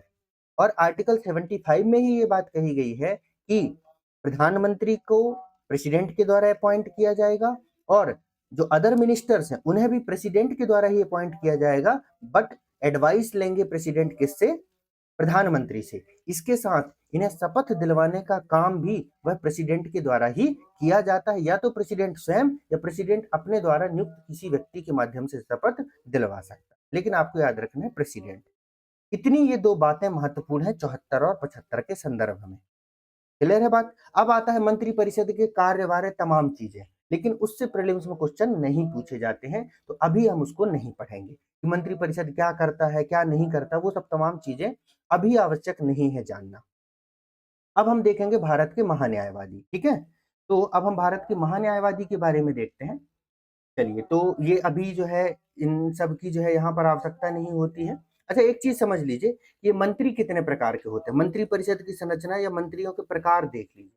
तो मंत्री जो होते हैं वो 3 प्रकार के होते हैं। कितने प्रकार के? 3 प्रकार के होते हैं। उनमें से सबसे पहले नंबर पर आते हैं कैबिनेट मंत्री। क्या होते हैं? कैबिनेट मंत्री। मतलब आप ऐसे समझ लीजिए, ये पूरा जो है काउंसिल ऑफ मिनिस्टर है, ये पूरा क्या है? काउंसिल ऑफ मिनिस्टर है, मंत्री परिषद है। इस मंत्री परिषद में कुछ मंत्री होते हैं जो कैबिनेट मंत्री होते हैं, बहुत महत्वपूर्ण होते हैं। फिर कुछ मंत्री होते हैं जिन्हें कहा जाता है राज्य मंत्री। क्या कहा जाता है? राज्य मंत्री। और कुछ मंत्री होते हैं जो राज्य मंत्री स्वतंत्र प्रभार होते हैं। लेकिन ये सभी जो हैं वो काउंसिल ऑफ मिनिस्टर के ही भाग हैं। ये बात स्पष्ट हो गई। तो अगर हम कैबिनेट मंत्री को देखें तो कैबिनेट मंत्री कौन होते हैं? मंत्री परिषद में जो सबसे वरिष्ठ मंत्री होते हैं वो कैबिनेट मंत्री होते हैं। केंद्र सरकार के सभी प्रमुख मंत्रालय कैबिनेट मंत्रियों के पास ही होते हैं, जैसे गृह, रक्षा, वित्त, विदेश मंत्रालय आदि। जैसे अभी राजनाथ सिंह जी हैं, फिर अपने अमित बाबा हैं, फिर हमारी जो है निर्मला ताई हैं, एस जयशंकर हैं, ये सब क्या है, कैबिनेट मंत्री, क्योंकि इनके पास जो है बहुत महत्वपूर्ण महत्वपूर्ण मंत्रालय है। और कैबिनेट सामूहिक रूप से नीतियों का निर्धारण करती है और इसके सदस्य अपने विभागों के क्या होते हैं, अध्यक्ष होते हैं। मतलब सरकार के जितने भी इंपॉर्टेंट डिसीजन होते हैं ना, वो इन्हीं कैबिनेट मंत्रियों के द्वारा लिए जाते हैं। स्पष्ट है ये बात। अगला है क्या, राज्य मंत्री। अब राज्य मंत्री कौन होते हैं भैया, तो राज्य मंत्री वो होते हैं जो कैबिनेट मंत्रियों को सहायता देने के लिए नियुक्त किए जाते हैं। ठीक है। जब राज्य मंत्रियों को किसी मंत्रालय या विभाग का स्वतंत्र प्रभार दिया जाता है, तब उन्हें राज्य मंत्री स्वतंत्र प्रभार कहा जाता है। क्या कहा जाता है, राज्य मंत्री स्वतंत्र प्रभार। आपने जैसे देखा होगा किरण रिजिजू अभी जो है वो राज्य मंत्री स्वतंत्र प्रभार है, minister minister of state independent charge है। और बहुत सारे राज्य मंत्री ये होते हैं कि जिनके पास जो है वह इंडिपेंडेंट जो है चार्ज नहीं होता, वो केवल कैबिनेट मंत्रियों की सहायता के लिए बनाए जाते हैं। यहाँ तक की बात सभी को स्पष्ट हो गई है। चलिए आगे बढ़ते हैं। अब ये बाकी चीजें जो है अभी महत्वपूर्ण नहीं है, तो इसको हम लोग जो है अलग कर देते हैं। ठीक है। अब हम लोग सीधे पहुंचते हैं कहां पर,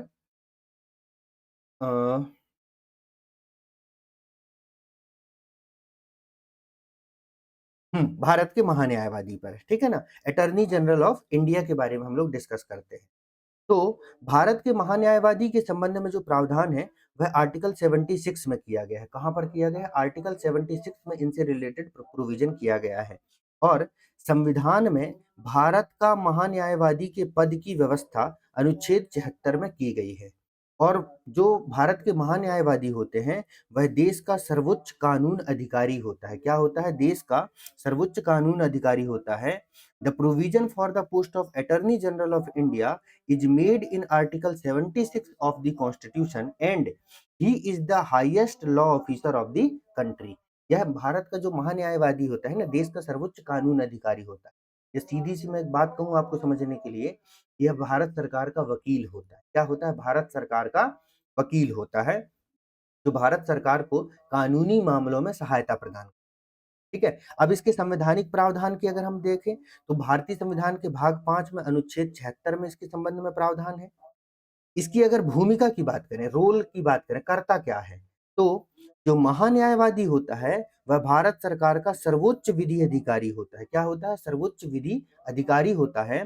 the attorney general is the highest legal officer of the government of India who advice on legal matter, जो विधिक मामलों पर भारत सरकार को सलाह देता है। जो क्या करता है, विधिक मामलों पर जो है वह भारत सरकार को सलाह देने का काम करता है। ये बात हो गई। अगली इंपॉर्टेंट बात, पूछा जाता है एग्जाम में कि महान्यायवादी की नियुक्ति कौन करता है, तो आपको याद रखना है कि इसकी नियुक्ति संघीय मंत्री परिषद की सलाह पर राष्ट्रपति के द्वारा की जाती है। किसके द्वारा की जाती है, राष्ट्रपति के द्वारा की जाती है। और इसी के साथ आप इसको कंपेयर करके आर्टिकल 165 में कंपेयर करके जो एडवोकेट जनरल है, कौन है, जो एडवोकेट जनरल होते हैं, है ना, महाधिवक्ता जो होते हैं, उनसे कंपेयर कर सकते हैं। आर्टिकल 165 में एडवोकेट जनरल से रिलेटेड प्रोविजन है। ये राज्य सरकार का सर्वोच्च विधिक अधिकारी होता है। किसका सर्वोच्च विधिक अधिकारी, राज्य सरकार का सर्वोच्च विधिक अधिकारी होता है। और इसकी नियुक्ति जो है वह गवर्नर के द्वारा की जाती है। किसके द्वारा की जाती है, गवर्नर के द्वारा, from the advice of the council of minister, state council of minister. ठीक है। वैसे तो मैं आपको कंपेरेटिव ही पढ़ाने वाला था, लेकिन मैंने कहा पहले अलग अलग पढ़ा देता हूं, तो जब दोबारा आप लोग स्टेट गवर्नमेंट पढ़ेंगे तो चीजें रिवाइज हो जाएंगी। आप अब आती है बात योग्यता की। बहुत इंपॉर्टेंट है कि अटॉर्नी जनरल बनने के लिए क्या योग्यता होनी चाहिए। तो भैया अटॉर्नी जनरल महान्यायवादी बनने के लिए उन योग्यताओं का होना आवश्यक है जो उच्चतम न्यायालय के न्यायाधीश के लिए निर्धारित है। किसके लिए निर्धारित है, उच्चतम न्यायालय के न्यायाधीश। मतलब सुप्रीम कोर्ट का जज बनने के लिए जो भी क्वालिफिकेशंस चाहिए, वो सारी क्वालिफिकेशंस जो है वह अटॉर्नी जनरल में होना चाहिए। अरे भाई, भारत सरकार का वकील है ये, भारत सरकार का पक्ष रखता है अलग अलग जगहों पर, और उसके अंदर उतनी तो सुप्रीम कोर्ट के जज बनने लायक क्वालिफिकेशन होना ही चाहिए, है ना। आप कमेंट सेक्शन में बताओ सुप्रीम कोर्ट के जज बनने के लिए क्या क्वालिफिकेशन। कार्यकाल की अगर हम बात करें तो इसकी नियुक्ति राष्ट्रपति ने की है। मंत्रिपरिषद की सलाह पर, इसलिए यह जो है वह राष्ट्रपति के प्रसाद पर्यंत पद धारण करता है। क्लियर है बात? ये जो है वह प्लेजर ऑफ द प्रेसिडेंट के हिसाब से अपना पद धारण, मतलब सीधी सी बात, जितना सरकार का कार्यकाल होता है। मान लीजिए जैसे भी बीजेपी की सरकार है और के वेणुगोपाल जो है वह अटर्नी जनरल है अटर्नी जनरल। जैसे ही कांग्रेस की सरकार आ गई तो अटर्नी जनरल बदल दिए जाएंगे, कांग्रेस की सरकार अपने आदमी किसी व्यक्ति को जो है अटर्नी जनरल बनाएगी। तो इसी को कहा जाता है राष्ट्रपति के प्रसाद पर्यंत प्लेजर ऑफ द प्रेसिडेंट कहा जाता है। ठीक है, चलिए बाकी ये चीजें जो है अभी महत्वपूर्ण नहीं है। अब आता है यहाँ पर जो कुछ इंपॉर्टेंट फैक्ट है वो आप लोग देख लीजिए। यहाँ पर भारत के जो वर्तमान महान्यायवादी हैं, वर्तमान जो अटर्नी जनरल हैं, वो वी वेंकट रमणी है। मैंने वेणुगोपाल बोल दिया था ना, कुछ कंफ्यूजन हो गया था क्या मुझे? अच्छा, इससे पहले थे, इससे पहले 2022 तक जो थे वो वेणुगोपाल थे। अभी वेंकट रमणी है, माफी चाहूंगा मैं इसके लिए। अभी भारत में जो वर्तमान में महान्यायवादी हैं वो श्री वेंकट रमणी है। इनका कार्यकाल 2025 में समाप्त होना था लेकिन उसको एक्सटेंड कर दिया गया है। इसके साथ ही जो भारत के वर्तमान सॉलिसिटर जनरल है, एडवोकेट जनरल की सहायता करने के लिए एक सॉलिसिटर जनरल का पद बनाया गया है। लेकिन सॉलिसिटर जनरल का जो पोस्ट है, इसका जो ये पोस्ट है, यह संवैधानिक नहीं है। यह कैसा है? सांविधिक है। कैसा है ये? सांविधिक है, स्टैच्यूटरी है। कैसा है? स्टैच्यूटरी। अब सांविधिक क्या होता है, संवैधानिक क्या होता है, ये आयोग वाली क्लास में हम पढ़ चुके हैं। ठीक है, तो ये जो भारत के वर्तमान सॉलिसिटर जनरल वो कौन है? तुषार मेहता है। इनका कार्यकाल भी एक्सटेंड कर दिया, ये लिखा भी हुआ है यार, सॉलिसिटर जनरल का पद संवैधानिक नहीं अपितु एक वैधानिक पद होता है। क्लियर है बात? तो ये चीजें हो गई। अब हम आगे इसमें बढ़ें तो ये जो है सारे जो भारत के महान्यायवादी हैं उनका जो है ये लिस्ट दिया हुआ है। भारत के अभी तक जितने महान्यायवादी हुए हैं उन सबकी एक सूची दी हुई है, लेकिन आपको सबके नाम याद नहीं रखना है। आपको बस इतना याद रखना है कि भारत के प्रथम अटर्नी जनरल कौन है? तो भैया एमसी शीतल वाड़ है। कौन है? एमसी शीतल वाड़। वाड़ जो रहे हैं वह भारत के प्रथम महान्यायवादी रहे हैं, अटर्नी जनरल रहे हैं। और अभी वर्तमान में अगर हम बात करें, अगर हम अभी वर्तमान में बात करें तो वेंकट रमणी भारत के जो है वह अटर्नी जनरल है और उनसे पहले जो है के वेणुगोपाल। क्लियर है? एक बार नजरें घुमा लेना, हो सकता है कुछ लोगों के नाम आपको ऐसे ही याद रह जाए। ठीक है, तो एक बार अपनी जो है सरसरी निगाह जो है फेर लेना इसमें। तो वैसे तो पूछेगा नहीं, बस आपको पहले का नाम याद रख लेना, अभी वर्तमान का नाम याद रहे, इतना सफिशिएंट। ठीक है दोस्तों, तो इस तरीके से ये जो हमारी पूरी क्लास है प्रधानमंत्री और मंत्रिपरिषद और साथ में इंक्लूडिंग जो है महान्यायवादी, वो जो है पूरी कंप्लीट हो चुकी है। अब हम मिलेंगे आपसे जो है नेक्स्ट सेशन में। तब तक के लिए आप सभी लोगों का बहुत बहुत धन्यवाद। जय हिंद।